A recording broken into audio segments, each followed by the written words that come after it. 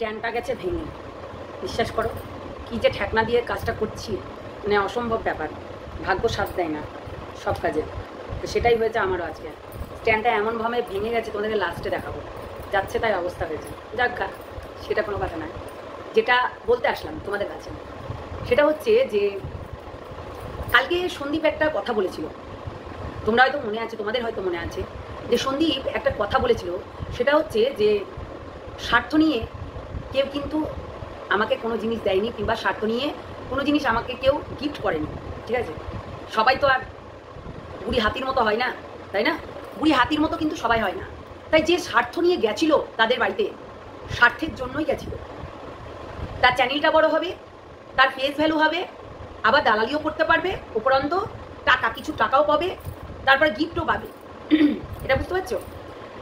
আজকে তোমরা একটা জিনিস খেয়াল করছো কিনা জানি না, এই যে গোপন কথাগুলো চলে আসছে, বাইক, রেলিং, তাই না, সিঁড়ির হ্যান্ডেল, তারপর তোমার গেট।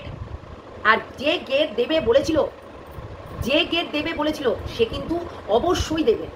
কেননা সে কিন্তু কথার পাক্কা।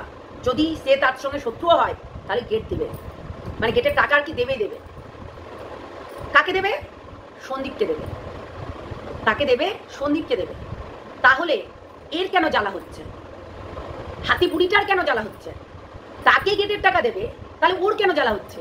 যার জন্য গেট পাচ্ছ তাকেই চেয়ার নিয়ে বাইরে বসাচ্ছ, মানে তাকে লাত মেরে, আর কি বলতে পারছে না, তাকে লাত মেরে দিলে, তাই ওর জন্য গেট পাচ্ছে। এই বুড়ি হাতিটার জন্য কি গেটটা পাবে, কিংবা গেটের টাকাটা দেবে? দিতেই পারে। তাকে যদি ভালোবেসে কোনো কেউ গিফট দেয় তাকে দিতেই পারে। কিন্তু তাহলে এর জ্বালা হচ্ছে কেন? এ এতদিন নিয়েছে।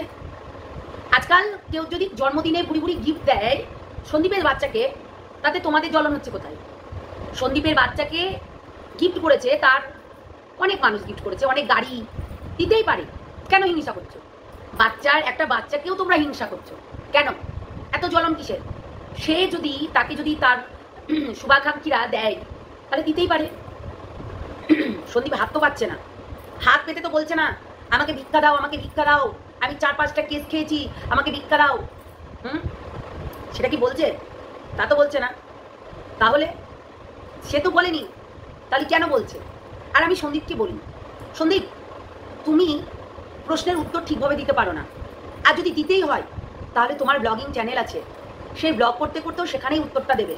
দরকার নেই লাইভে এসে নিজেকে খিল্লি করার। ঠিক আছে, লাইভে এসে নিজেকে খিল্লি করার। একেতে হচ্ছে কমেন্ট করে তোমাকে বাজে থেকে বাজে কথা বলছে, সেটা তুমি মোকাবেলা করতে পারবে না। তারপর এই যে তুমি যাকে কাল সাপ, বিষ, হ্যাঁ, যার কিনা জন্মেরও ঠিক নাই, কর্মেরও ঠিক নাই, তো সেই মালটাকে তুমি ঘরে ঢুকিয়েছিলে।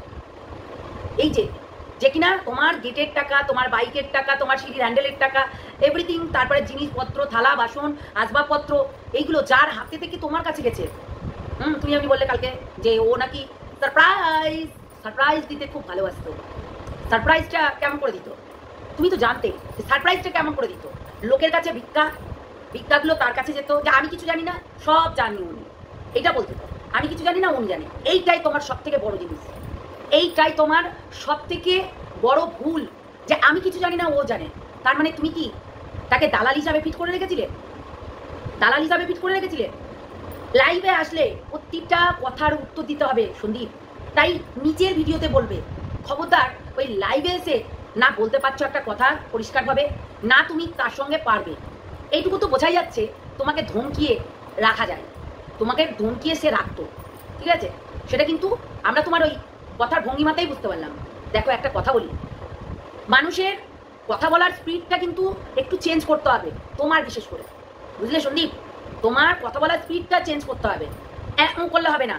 আর নিচের দিকে মুখ করে তুমি যদি কমেন্টই করতে থাকো, তাহলে যেই কাজের জন্য এসছো সেই কাজটা তো করতে পারলে না। লোকের কমেন্ট দেখার থেকে নিজের বক্তব্য রাখতে এসছো, তাই বক্তব্যটা রাখবে। 2-1টা কমেন্ট করলে যেগুলো ভালো, তুমি চেনো তাদেরকে, ঠিক আছে, তুমি চেনো তাদেরকে। নেগেটিভ কমেন্ট করার আমার কোনো দরকার নেই, তাই না? নেগেটিভ কমেন্ট করার আমার কোনো দরকার নেই। আর যেগুলো তুমি যাকে চেনো সেগুলো করলে, আর যারা ধরো করেই যাচ্ছে, হ্যাঁ ভালো আছি, সবাই জিজ্ঞাসা করছে কেমন আছো, ভালো আছো কিনা, সেগুলো করলে ঠিক আছে। কিন্তু এই যে তুমি কমেন্টও করতে পারছো না, আবার তুমি প্রশ্নের উত্তরও দিতে পারছো না, এটা সব থেকে ভুল। জানো সন্দীপ, তোমাকে পরিবর্তন হতে হবে, অনেকটা পরিবর্তন। কেননা প্রত্যেকটাই মানুষ কিন্তু স্মার্ট হয়ে গেছে, বিশালভাবে স্মার্ট হয়ে গেছে, বুঝতে পারলে? আজকে তুমি ব্লগিং করছো, তুমি তো জানো যে কেমন করে কথা বলতে হয়, তুমি ক্যামেরার সামনে তোমাকে কেমন করে প্রেজেন্ট হতে হয়, কেমন করে কথা বলতে হয়, মানুষকে কিভাবে মানে হ্যান্ডেল করতে হয়, এগুলো তো জানো তুমি। জানার পরেও কিন্তু তুমি অনেক ভুল করছো। আমি বারবার করে বলেছি যে কোনো দরকার নেই এইসব মানুষদের উত্তর দেওয়ার, কোনো দরকার নেই। তোমার ব্লগিং চ্যানেল আছে, তুমি যখন দেখতে পাচ্ছ যে একটা প্রশ্ন তোমাকে 200টা করেছে, সেই প্রশ্নটা তুমি তোমার ব্লগিং চ্যানেলে বলে দিলে, আর লাইভে আসলে তুমি সবার সঙ্গে হাসি মজাক করলে, ঠাট্টা করলে, তোমার বাচ্চা কত সুন্দর সে এসে বলছে তোমার দাদার মোবাইলে তোমাকে দেখা যাচ্ছে, এই যে কথাগুলো বলছে তাতে খুব সুন্দর লাগছিল। কিন্তু ওই যে বললাম, হাসির পাত্র হয়ে লাভ নেই, হাসির পাত্র হয়ে লাভ নেই। যে কন্ট্রোভার্সি ক্রিয়েটার তোমার বাড়িতে গিয়ে চ্যানেল দাঁড় করিয়েছে, সে তোমাকে খোঁচা মারবে, আর তুমি এসে লাইভে বসবে, আর লাইভে পুরোপুরি কথাটা বলতে পারবে না। আর এই বোকাটারই সুযোগ নিচ্ছে ও, এই বোকাটারই সুযোগ নিচ্ছে, জানে তুমি কথা বলতে পারবে না, জানে তুমি কথা বলতে পারবে না। কেননা এইগুলো আমাদের সঙ্গেও করেছে ও, ওই খিলাড়িটাকে না ভালো জানি, ঠিক আছে, ভালো জানি। ও আমি ইন্ট্রো দিনি না। হ্যালো বন্ধুরা, কেমন আছো তোমরা সবাই? নিশ্চয়ই ভালো আছো, আমিও ভালো আছি। হ্যাঁ ভালো আছি, কিন্তু শরীরটা এত খারাপ, গলা ব্যথা, মানে কি বলবো, আমার শ্বাসকষ্ট নিতে প্রচণ্ড কষ্ট হচ্ছিল। ওটা এই পা সাইডটা পুরো ব্যথা, বুক ব্যথা, পিঠেও ব্যথা। যাই হোক, আজকে মা রান্না করেছে, আমি করিনি। ভীষণ শরীর খারাপ, ভীষণ, শুয়েছিলাম, উঠতে পারছিলাম না, মানে শ্বাসকষ্ট, ওই ফ্যানটাও অফ করে রেখেছিলাম, ওই জ্বর জ্বর ভাব লাগছে, তো সেই জন্য আর কি শুয়েছিলাম। আমি মনে করছিলাম যে ভিডিও করবো না, কিন্তু আমি দিদির ভিডিও দেখলাম, দিদির আমাদের বুড়ি হাতি বুড়ির দিদির, তো তার ভিডিও দেখলাম, আরও দেখলাম। আসলে কি বলতো, একটা অভ্যাস হয়ে যায়, কথা বলতে বলতে দিদি দিদি করে বলতে বলতে না, এগুলো একটা অভ্যাস হয়ে যায়। আর আমি না ওর মতন না চিটিংবাজ নই, ওর মতো সেলফিশ নই, ওর মতো ধোকাবাজি নই, ঠিক আছে? মানুষকে ইউজ করে ছুঁড়ে ফেলে দিই না, যেমনি ও আজকে অনেকেই ভিডিওতে বলেছে। তো সন্দীপের কথাটাই আসি, সন্দীপকে আমার মনে হচ্ছে যে একটু বলার দরকার। দেখো সন্দীপ, আমাদের সঙ্গে কিন্তু এই মহিলাটা একদম সেম টু সেম কাজ করেছে, তাই আমরা একটু ভালো বক্তা, তাই বকে বকে নিজের হচ্ছে জায়গাটা ঠিক রেখেছি। কিন্তু তোমাকে যে ডুবিয়ে দেবে, তোমাকে যে শেষ করে দেবে, ও কিন্তু আগে থাকতেই প্ল্যান করে নিয়েছিল, বুঝলে? আগে থাকতেই সে প্ল্যান করে নিয়েছিল। এবং ওই যে বললাম, তুমি তোমার মতন করে ভিডিও করো, দরকার নেই তোমার ব্লগিং চ্যানেল, তুমি একটা গান গাইছো তাতেও তাদের কন্টেন্ট হয়ে যাচ্ছে, তুমি যদি একটু নাক কোটরাও তাতেও তাদের কন্টেন্ট হয়ে যাবে, এটাই স্বাভাবিক, এটাই স্বাভাবিক। তাহলে কেন আমি ভিডিওতে বলবো না? আমার কেন আমার লাইভে আমার এসে বলতে হবে? এর কোনো মানে নেই।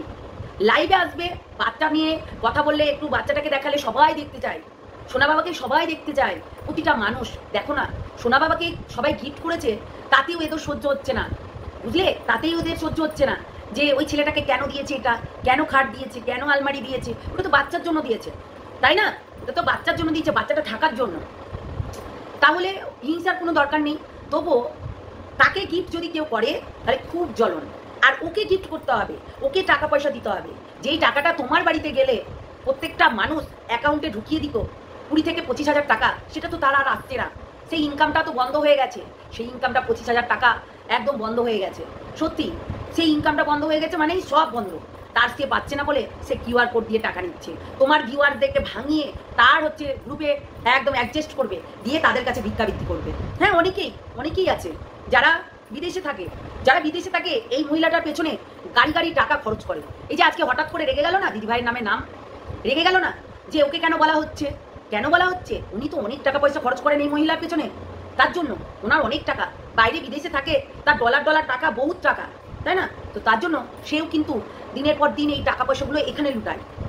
কোনো অনাথ আশ্রম পায় না, কোনো হচ্ছে বৃদ্ধাশ্রম পায় না, কোনো হচ্ছে আমাদের দেশের কত বাচ্চারা খেতে পায় না রাস্তাঘাটে, সেগুলো পায় না, সেইগুলো পায় না।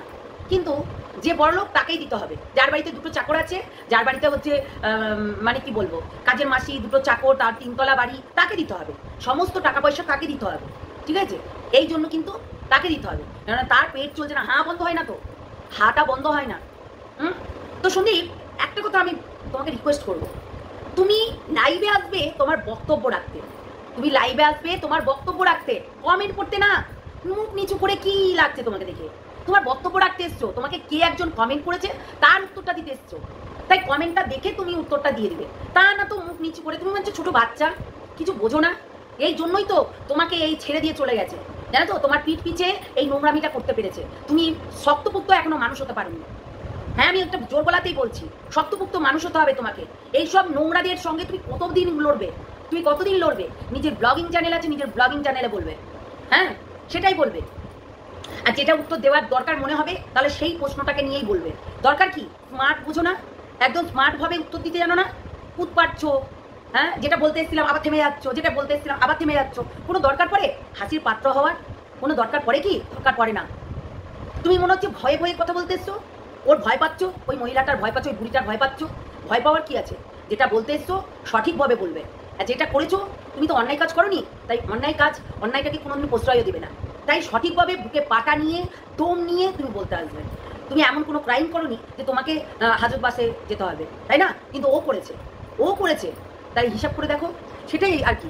আমার খুব খারাপ লাগছিল কালকে তুমি যখন মুখ নিচু করে করে এই কথাগুলো বলছিলে। ভাই আমার কাছে কথা হচ্ছে, নিজে স্মার্ট তো, নিজের ওয়েট আছে তো, সেই ওয়েটটাকে নষ্ট করছো কেন? নিজের ওয়েট আছে সেটা নষ্ট করছো কেন? দর্শকদের কাছে তুমি হাসির পাত্র হবে কেন? কোনো দরকার নেই। তোমাকে একজন ভিউয়ার্স লিখেছে, আরো 50টা ভিউয়ার্স লিখেছে সেই প্রশ্নটা তুলে তুমি তোমার ব্লগিং চ্যানেলেই দিয়ে দেবে। তুমি সেখানটাতেই লাস্টে গিয়ে সারাদিন মান ব্লগিং করলে, লাস্টে গিয়ে তুমি সবার আগে যখন এন্ড করছো সেখানে গিয়ে শুনিয়ে দিলে, ব্যাস ইনা, তাতেই এরা কন্টেন্ট পেয়ে যাবে। কোনো দরকার নেই লাইভে এসে নিজেকে হাসির পাত্র বানানোর। এটা হচ্ছে স্মার্টনেস, বুঝেছো? তাই বলছি, ওই মহিলাটা তোমাকে কি বলছে না বলছে এটা নিয়ে তুমি পাত্তা দেবে না। তোমাকে কে গেটের টাকা দিয়েছে দেখলে তো, তোমার মুখ থেকে বেরিয়ে গেল যে আসেইনি, টাকা পয়সা কোনো আসেইনি। কিন্তু ওই মহিলাটা বলছে যে গেটের টাকা দিয়েছে, বাইকের টাকা দিয়েছে, হ্যান্ডেলের টাকা দিয়ে। ওই মহিলাটা কি করে জানলো? তোমার বাড়িতে যে এজেন্টগিরি করতে যেত, ওই মহিলাটা কি করে জানলো হ্যান্ডেলের টাকা, এর টাকা, ওর টাকা? আমি তো বললাম যে ও কোন দিন বলবে যে ওই দোতলাটা করেছে না, ওটা পুরো টাকাটাই উনি হচ্ছে ভিক্ষা করে নিয়ে গিয়ে দিয়েছেন। আমি তো বললাম এই কথাটাই বলবে, তুমি দেখে নিও, ঠিক আছে? তো সেটাই হচ্ছে কথা। তো এই মানুষগুলোকে তুমি যত বলবে তোমাকে তত বলাবে। তুমি যদি ভাবে যে এটা আমার কন্টেন্ট, তাহলে ভুল ভাবছো। তোমার ব্লগিং, তোমার প্রশ্ন তোমার দর্শকরা করেছে, সেই দর্শকদের সামনে তুমি তোমার প্রশ্নের উত্তরটা রাখতেই পারো। প্রতিটা ব্লগার রাখে, হ্যাঁ, 0 ওয়ার্ড। সেও কিন্তু তার হচ্ছে বাজে বাজে কথা শুনতে হয়। সে খাবার ভিডিও করে, তাও বাজে বাজে কথা শুনে। পপি কিচেন, সেও কিন্তু হচ্ছে কথা শুনতে হয়। আরও আদার্সরা আছে, তারাও কিন্তু কথা শোনে ভিউয়ারদের কাছে। তাই 5টা আঙুল যখন সমান না, তেমনি সব কিছুই সমান হতে পারে না, ঠিক আছে? তো ওরা ভিডিওতেই বলে দেয়, ওরা এক্সট্রা করে ওই লাইভে আসে না, বিশ্বাস করো। তো সেটাই হচ্ছে কথা। অনেক কিছু বলে নিয়েছি আমি, সন্দীপটা রেগে আছি বিশাল। আর আসি এই যে বুড়ি হাতিটা বলছে যে মানুষকে যখন কোনো মানুষের কাছ থেকে তুমি টাকা পয়সা কিংবা কোনো জিনিস দরকার হবে, সেই জিনিসের জন্য তাকে হাত বুলিয়ে কাজ করিয়ে নিতে হবে, যেমনটা সঙ্গীতা চক্রবর্তীর সঙ্গে করেছে, তাই নয় কি? যেমনটা সঙ্গীতা চক্রবর্তীর সঙ্গে করেছে। হ্যাঁ দেখো, আজকে দিদিভাইকে রীতিমতো মানে মুখে মধু আর পিছনে ছুরি হাতে নিয়ে এরকম করে রীতিমতো দাঁড়িয়েছিল যে আমাকে কাজটা করিয়ে দেব, আর সেই ভাগ, ব্যাস এইটাই চাইছিল, যেটা সন্দীপকে করেছে। বুঝলে সন্দীপ? এই জন্যই আমি তোমাকে বলছি কথাগুলো। পিছনে এই যে লুকিয়ে রেখেছে, যেই কাজটা দেখলো হয়ে গেল, সইটা কমপ্লিট হয়ে গেল, সেই ঘ্যাচাং, বুঝলে, একদম ঘ্যাচাং করে দিয়ে দিল। এইটাই করে, বুঝলে, এইটাই আমি বলতে চাইছি। স্বভাবই তাই, আজকে নতুন না, এর স্বভাবই তাই, আগাগোড়াই এরকম করে, এর স্বভাব। হ্যাঁ, তো এই কি সুন্দর আজকে ভিডিওতে কি সুন্দর করে বললো কথাগুলো, যে মানুষকে হাত বুলিয়ে কাজ করিয়ে নিতে হয়। জিনিস আদায় করতে গেলে মানুষকে বাজে কথা বললে হয় না, মানুষকে সেইভাবে পরিচালনা করিয়ে নিতে হয়। এটা বলছে সে তার ভিডিওতে। তার মানে বহুত টাকা পয়সার লেনদেন হয়েছে, বহুত টাকা পয়সার।